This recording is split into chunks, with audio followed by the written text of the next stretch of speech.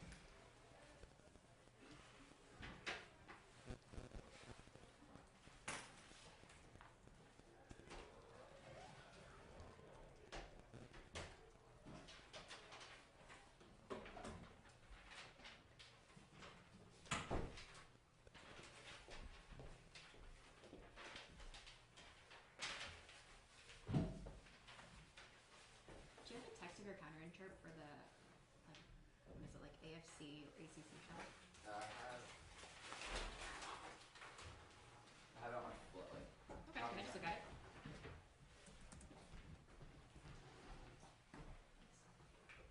They're just like Canon. Yeah, that's what I have on my phone too.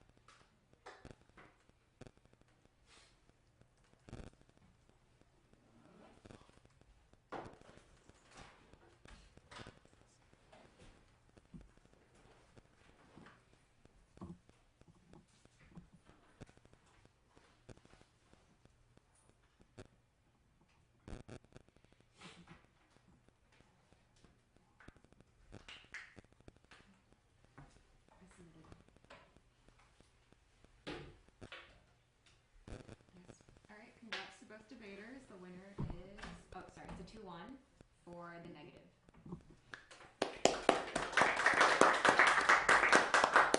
Okay. I sat. So I guess I found the 2AR argument about time skew persuasive because I do remember that argument from the 1AR when he read this time skew standard. I do distinctly remember making the argument that if he wins some sort of offense time skew, then I cannot adjudicate other theory arguments because the way that he could have answered those has been skewed. So at that point, I don't think the negative can access any theoretical offense before I first evaluate the AFC-ACC shell. So that kind of frames my evaluation for how I look at the round. So at that point, we're evaluating the AFC-ACC shell. Let me get that flow up.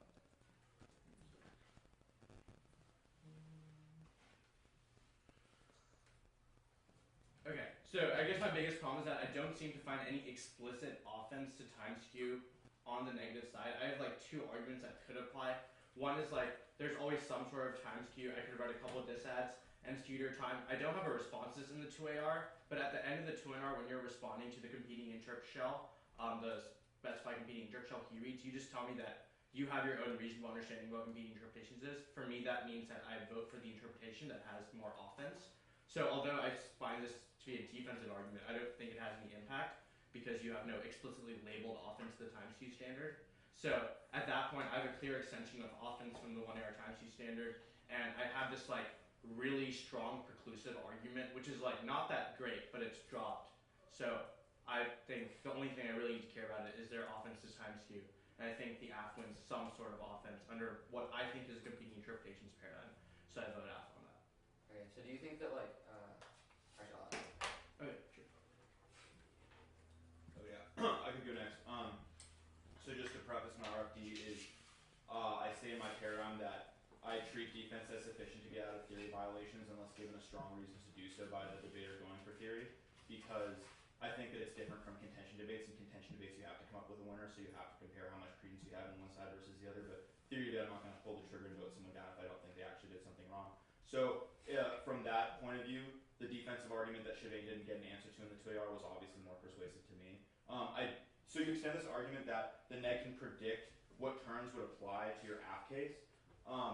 So first, given the disclosure arguments that he made, I didn't apply the disclosure arguments that he made elsewhere in the debate to this point, but I think that I could have if I was going to do some, what's the word, judge intervention, I guess, or like cross-application, like embedded flow or whatever it is. But I don't even think that I would need to do that because his point is that whatever the situation is that he has access to, given that he can predict what terms will apply to your case, you could have gotten, could have happened regardless because he could have just read multiple offs or multiple disads or whatever, and then you'd be put in the same compromise position. Like, you don't prove why his knowing what your AF is and being able to prepare terms to the contention is worse than him just doing something else with that time, I guess. And then the other argument that I thought was a good one that he made was that you could have just had this as a burden that you set up in the AC framework. Your argument is that it doesn't matter what speech something is read in, the norm will be true regardless. But the theory argument that you're making doesn't impact to the truth of this being a true norm. Otherwise, you would just say, A is the interpretation necessary, but insufficient burdens are bad. Like, you proving that a theory interpretation is true or not has nothing to do with your telling me that I should vote. You're saying that he's done something abusive. And he's saying that he wouldn't have done the abusive thing if you had told him up front that you didn't want him to do it. So that checks back for any problems, I guess. The next two arguments that you make, I think, are pretty low quality, and it's the 2AR, so I just disregard them. I don't understand what the second one is, and the third argument you make is that this is a bigger problem for the AF because the AF has some kind of time skew. Like, I would have to read this burden in the underview of the AF, but I just don't agree with that. Like, if this is such an important concern that you would have read a full theory shell, if you, like, I think having to read a full theory shell about it is certainly a worse time skew than putting in a sentence or something. So, yeah. So, like, obviously I didn't see a lot of weighing arguments until the 2A, so I kind of just looked at time skew. I kind of like split this into two. So first we obviously have like the time skew of like having to do both layers, but then I think that Ryan did answer time skew, or as I flowed that he did. And he said that like all arguments take time, and that like even a couple disads would have like disadvantaged you in terms of time skew because you would have like gone for like multiple layers again, right? Not just like contention layer versus philosophical layer. So I guess that even if it had been like 6 disads, your time would have been skewed. So it seems like there's not like a great bright line for time skew as a standard, like in and of itself. So I was also kind of unwilling to vote for the time skew argument. So the way I split into two was I kind of saw his indicts against like the validity of time skew as a standard versus your like, if time skew was a good standard, then like these are my complaints about time skew. So since like I think his argument was sufficient to take out like time skew as a standard or like a good argument in and of itself. So Yeah. because like once time skew goes away, that's like all you go for.